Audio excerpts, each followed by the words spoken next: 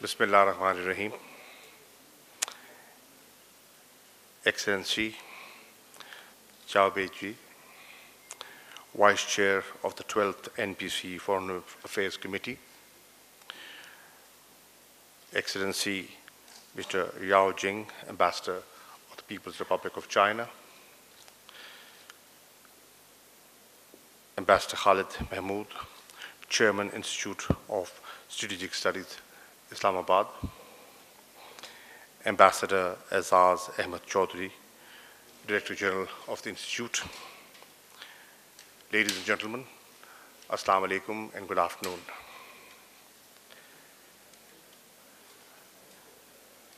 I wish to express my gratitude to the organizers of the CPEC Forum 2019 for inviting me to share my thoughts on a subject that has assumed crucial importance not only for China and Pakistan, but the entire region. The correlation between connectivity and regional integration is well established. Linking nations brings prosperity and augurs opportunities for economic development. It is heartening that China and Pakistan have demonstrated for all to see how connecting people can benefit everyone. A truly win-win. CPEC is a flagship project of the Belt and Road Initiative. The success of CPEC is the success of the idea that an interconnected world remains relevant and beneficial for the humanity. Ladies and gentlemen, let me zoom out and look at the big picture. The world around us is changing at a remarkably rapid pace. The world order is in disarray. Unilateralism is on the rise. Multilateralism is on the retreat. Major power competition is intensifying. Asia has become the venue of tense geopolitics and geoeconomics. As the United States Indo-Pacific strategy unfolds, Sino-US competition, including the trade war, is picking up pace and creating tensions. Several parts of the world are embroiled in conflict, including South Asia. The menace of terrorism is still taking its toll. Danger of war are lurking over our heads. However, in this grim geopolitical scene, there are efforts to keep the spirit of globalism alive. One such ray of hope is Belt and Road Initiative. The BRI seeks to connect countries and people across the vast Eurasian lands. This is a laudable initiative for which President Xi and the leadership of China deserve full commendation. Recently, I accompanied Prime Minister Imran Khan to the BRI Forum and witnessed how enthused the world is on the enormous opportunities for prosperity this initiative is yielding. It is heartening to see that China-Pakistan Economic Corridor is a flagship project of the BRI and is an emerging success story. Ladies and gentlemen, we are living in a world which is increasingly being shaped by narratives and counter-narratives. I'm pleased to note that CPEC Forum 2019 has brought together think tanks of both countries to help shape positive narrative about our achievements and guide us on the way forward. Scholars and researchers must play their part in telling the world the real story. The Chinese Academy of Social Sciences and Pakistan's Institute of Strategic Studies are well placed to lead such an effort. They must pool their energies to inform the world how China-Pakistan economic cooperation is turning out to be a role model. A truly win-win course for both nations. Other think tanks like Pakistan-China Institute can also play an important role. Ladies and gentlemen, let me now review with you the status of CPEC and its contribution to our economic goals. The first phase of CPEC focused on infrastructure development and energy generation. We are now on to the second phase, where industrial cooperation and socio-economic development are our high priorities.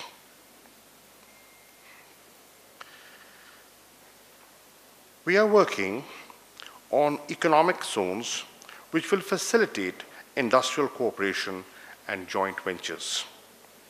I'm glad that the second segment of this forum is a business dialogue for which scores of Chinese businessmen have traveled to Pakistan. We need more of such efforts to bring our business communities together. Our government is fully committed to ensuring that all projects and initiatives under CPEC succeed and deliver their expected results. A large number of countries can see and appreciate the benefits that CPEC would bring to the whole region. However, some countries may not be happy due to the geopolitics surrounding our region. They seek to create confusion about various aspects of the project. Earlier, they used to say that this would not benefit the people of all parts of Pakistan.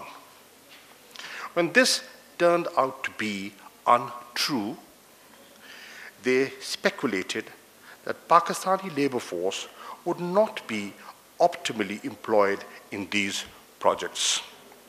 This also did not hold water. And now they talk about the so-called debt trap. This has been clarified at high levels by both countries that Chinese projects are mostly B2B commercial deals, with some projects in the public sector. When one looks at the figures, the loans relating to CPEC projects are marginal in the overall debt profile of Pakistan. Investment would bring future economic returns. However, the propaganda continues. It is the forums such as this one and our think tanks which should counter such negative and false propaganda. Here, I would like to commend China-Pakistan Study Center of the Institute for focusing on strategizing and multiplying CPEC narrative and encouraging false propaganda, negating it. We need more of such efforts. Ladies and gentlemen, China and Pakistan are not just neighbors, they are all-weather friends and iron brothers. This friendship has stood the test of time and is underpinned by shared perceptions and interests of Pakistan's foreign policy. The political goodwill between our two peoples is now translating into newer, more impactful ways of cooperation, from diplomacy to economy to defense. The close relationship between Pakistan and China is a net contributor to the stability of the region and its economic integration. Together we stand for globalism and inclusivity. We are opposed to regional hegemony and unilateralism. CPEC reflects the common resolve of our two countries to surge ahead with projects of economic and social cooperation and usher for both countries an era of shared prosperity. The leadership of Pakistan is determined to pursue our vision of Naya Pakistan, towards which our friendship with China is a pillar of support and strength. There is so much that the two countries can gain from each other. Cooperation with China in the fields of science and technology, agriculture, social sector cooperation, blue economy, people-to-people and cultural linkages is important. Likewise, we must find mutually beneficial ways of boosting Pakistan's industrial capacity and broadening our export base. As our founder, Quaid-e-Azam Muhammad Ali Jinnah said, it is only with united effort and faith in our destiny that we shall be able to translate the Pakistan of our dreams into reality. We are determined and confident of our success, inshallah. I once again congratulate Institute of Strategic Studies, Chinese Academy of Social Sciences, and other organizers, and wish them every success in their future programs. Ladies and gentlemen, as the Director General has said, that you've had two sessions, and tomorrow perhaps you're having a business dialogue. To me, this is very important. The vision is clear. The leadership on both sides has clarity that this is a game changer. They feel that this project has umpteen opportunities in its folds. It is for us to realize and utilize what is being offered. Are we geared up for that is important. Are we mentally, are we institutionally linked? Do we have the capacity? Is equally important. Nobody's questioning the idea. Nobody's questioning the vision. And there are a lot of people who are not entirely comfortable with this new linkage, this new economic linkage that is taking place. And for obvious reasons, I do not have to deliberate on that. People in this room understand what I'm saying. So there will always be narratives. They will always create doubts and confusion. We have to believe what we are doing. We have to understand that what we are doing is mutually beneficial for not just China and Pakistan. Obviously, we stand to gain, but the region stands to gain. Wherever I have been, I have always invited investors from all over the world. I'm coming from United Kingdom, and I had a meeting with the Foreign Secretary, Mr. Jeremy Hunt, yesterday, and we talked about CPEC. We talked about the economic corridor, the opportunities. And I said, this is not China-Pakistan specific. You're welcome. British investment is welcome in the special economic zones that are being developed. We are inviting everyone. This is not a closed door policy. It's open-ended. It's an idea that will keep evolving.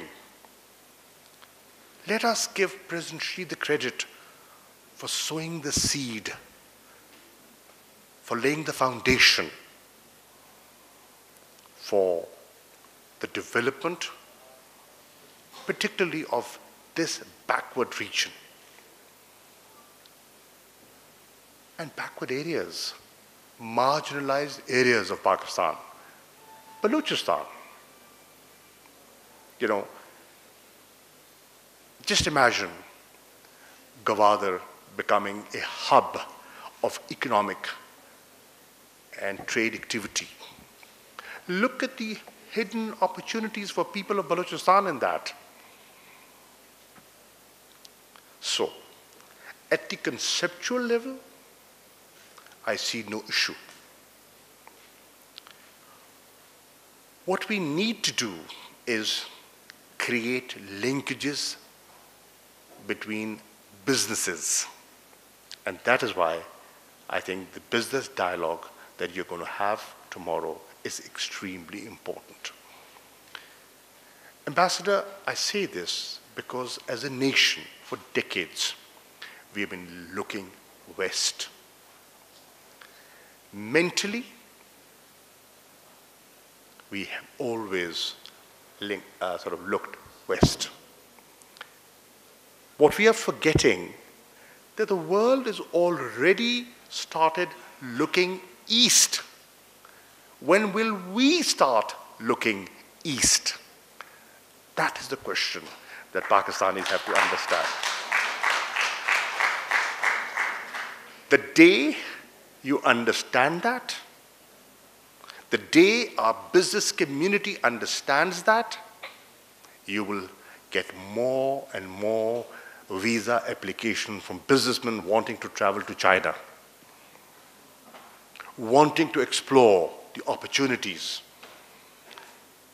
I can already see an increasing trend of people wanting to learn the Chinese language.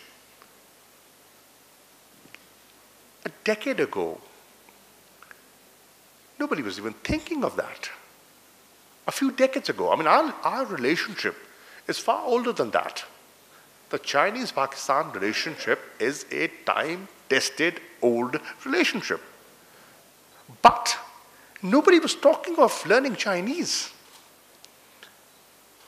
because it was just G to G, government to government. The people, the linkage of people was not, I mean, there was goodwill. I mean, you go to people on the street and ask any Pakistani, what do you think of China? He might be know nothing of China, but he'll say, oh, our friends, you know, you go to China and you talk about Pakistan, and they'll say, oh, yes, a friend of ours, you know, all were the friend. So the goodwill was there. But that goodwill had not become people-centric. The economic corridor provides us the opportunity of making this relationship into a people-centric relationship. How will a relationship become people-centric? When people travel. When Pakistani businessmen travel to China. When Chinese businessmen come to Pakistan. When we start learning your language. When we become aware of your culture. That is where the relationship will be converted. A good relationship, a sound relationship will be converted into a people-centric relationship. So CPEC is the beginning of a new dawn. Perhaps we who have initiated,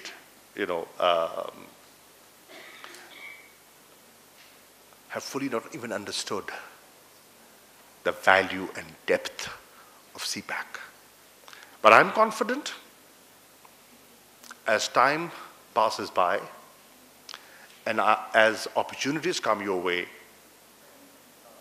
we will realize. And I think soon people will realize how regional alignments are taking place. And regional alignments do not just have a political significance, they have an economic significance as well. Today, when the world was looking the other way, China perhaps was the only country willing to invest in Pakistan. I'm sure, and I'm confident with the passage of time, more will come as they realize that not being included will feel excluded, and you do not want to be excluded. That's nature. That's nature. You want to be in the thick of things. And as this project develops and grows, there'll be more and more willing to come in. And we should welcome them. And we will welcome them. We will welcome them. So it is important.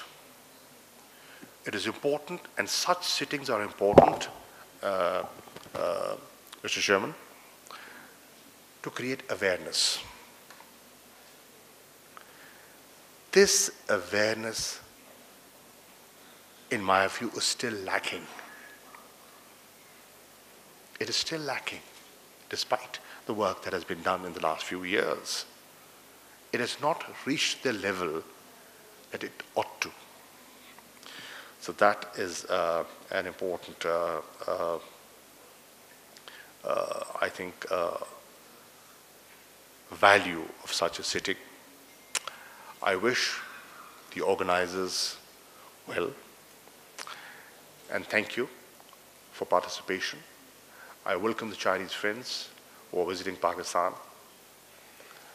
Visit us more.